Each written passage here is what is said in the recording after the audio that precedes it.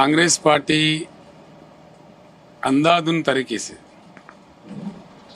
जो मन में आया, जो जुबान पे आया, लोगों को आश्वासन देते गया बिना किसी सोच समझ के, सिर्फ वोटों के चक्कर में। 6 गारंटीज बोल के सोनिया गांधी, सुबह राहुल गांधी और प्रियंका गांधी, यहाँ के मुकामी लोग पूरे मिलकर एक जलसा कर उसमें बहुत जोरदार तरीके से बोले ये 6 गारंटी अमल करने के लिए हम सत्ता में आने के फौरी बाद इसको एक एक्ट का शक्ल देंगे, बिल पास करेंगे और 100% इम्प्लीमेंट करेंगे। और उसके साथ उन्होंने 420, मैं कहने के लिए नहीं कह रहा हूँ, वो नंबर ऐसा हुआ, 420 और आश्वासन दिए हैं लोगों को, 420। उसमें से एक भी आज तक इम्प्लीमेंट नहीं करे, एक भी। ये एक चीज़ सिर्फ ये किया है कि फ्री बस औरतों के लिए, और वो हंसी मजाक हो गया। लोग खुद, औरतें खुद उसको तू बोल रहे, औरतें खुद नहीं समझ रहे उसको, एक गलत बात है, ऐसा नहीं करना चाहिए था। तो एक भी नहीं किया, जो कर सकते थे नहीं किया। सबसे अजीब बात इसमें से यह है कि हम राइतु बंधु देते थे किसान के लिए, किसान बंधु प्रोग्राम था। 1 एकड़ को हम 10,000 रुपये हर साल देते थे निवेश के लिए। उन्होंने कहा कि हम 15,000 देंगे।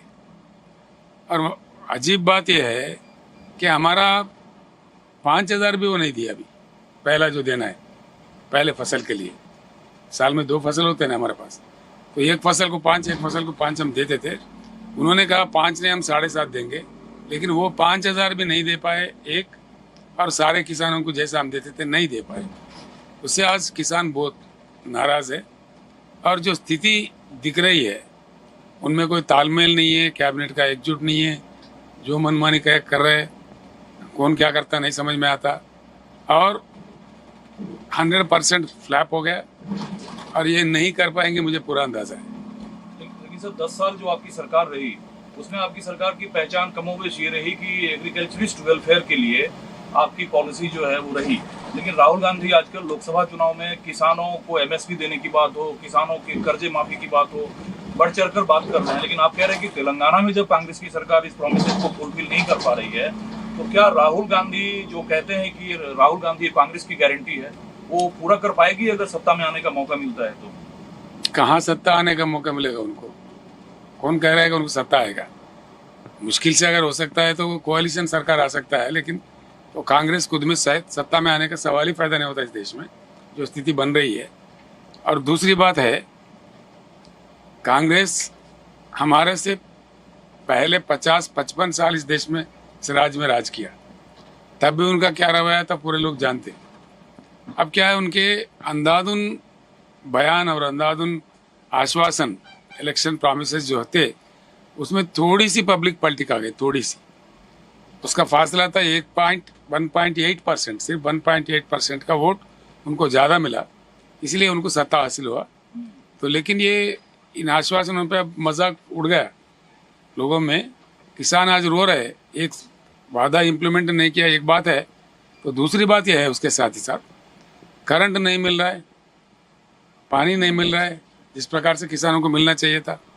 कम से कम 10 लाख एकड़ का खेत सूख गया, 10 लाख एकड़ का। किसान बहुत नाराज है, मायूस है, और इस चुनाव में मैं समझता हूँ उनको सबक सिखाएंगे। सर इस चुनाव में आपकी लड़ाई कांग्रेस के साथ है या भाजपा के साथ है?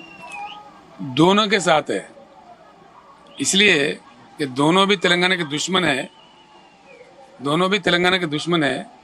ये बात कई विषयों में साबित हुआ, तो इसीलिए हमारी लड़ाई दोनों के साथ है। पिछले 10 साल में जो आपकी सरकार रही, उसमें तेलंगाना राज्य की पहचान इन्वेस्टर्स के लिए एक बेटर चॉइस के तौर पे रहा। कंपनी परिंदा है, जो निवेशक हैं वो तेलंगाना आने को उत्सुक दिखे और काफी इन्वेस्टमेंट हुआ। आजकल हर राज्य में सरकारें जो है ये चिंता करती है कि निवेशक राज्य में आए। क्या कांग्रेस पार्टी निवेशकों को तेलंगाना के प्रति रुझाने में कामयाब रहेगी? उनका कभी वो प्रयास नहीं रहा, उनका कभी कोई प्रयास नहीं रहा निवेश लाने का। अगर वो करते तो देश का शक्ल ही बदल जाता था। अब देखिए कांग्रेस का बदमाशी क्या कर रहे, हमारे यात्रा में उनका क्या काम है, देखिए बताइए। देश को बताइए। Congress workers welcoming you. नहीं, जो भी है हम खुश है, हम बहुत खुश है। देखिए वो आए कांग्रेस में, लेकिन लोगों में तो उत्साह है, आपको देखकर लोग बिल्कुल, काफी बिल्कुल। खुश नजर आ रहा है। तो तो आपको देख के काफी खुश नजर आ रहा है। आ रहे देख रहे हैं ना, आपको देख रहे हैं, ये उनका हालत है। दूसरा सर सवाल ये है कि लोकसभा चुनाव में जो जनता है देश की और तेलंगाना की, वो किस मुद्दे पर वोट करेगी? क्या इशू जनता के जहन में आपको लगता है कि है?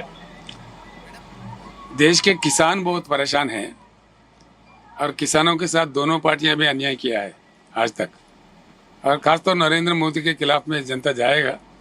मैं समझता हूं उनको अपने तौर पर भरपूर मेजॉरिटी आ ही नहीं सकती। और जब कांग्रेस चुनाव लड़ रही थी विधानसभा, तो भ्रष्टाचार की बात काफी की। क्या तेलंगाना की जो कांग्रेस की सरकार है वो आप मानते हैं कि भ्रष्टाचार मुक्त सरकार है और भ्रष्टाचार किए बिना सरकार 5 साल कार्यकाल पूरा करेगी? ऐसा है, पूरे देश जानता है कांग्रेस का भ्रष्टाचार कितना रहता है, कितने स्कैम्स हुए, सारा दुनिया जानता है। 2G स्पेक्ट्रम, ये वो, इसीलिए उसका नाम स्कैमग्रेस किया गया है। वो पूरा जनता जानता है, देश जानता है। कांग्रेस भ्रष्टाचार के बारे में बात करना तो हंसी मजाक है। दूसरा सर, टीआरएस पार्टी थी, फिर आपने बीआरएस किया, इससे ये जाहिर हुआ कि तेलंगाना के अलावा इंडिया में, भारत में आप अपना पॉलिटिकल फुटप्रिंट बढ़ाना चाह रहे थे, काम करना चाह रहे थे। केंद्र में अगर किसी भी पार्टी को स्पष्ट मेजोरिटी नहीं मिलता है तो केसीआर साहब किस गठबंधन के साथ जाना पसंद करेंगे? एनडीए गठबंधन के साथ या इंडिया अलायंस के साथ? इसमें आपने 2 सवाल पूछा है। देखिए, एक बात तो पक्का है, मैंने बीआरएस किया इसलिए नेशनल लेवल पे जाना चाह रहा था, और महाराष्ट्र से मेरा काम चालू हुआ, और कुछ प्रयास मेरा उड़ीसा में भी हुआ, छत्तीसगढ़ में भी हुआ।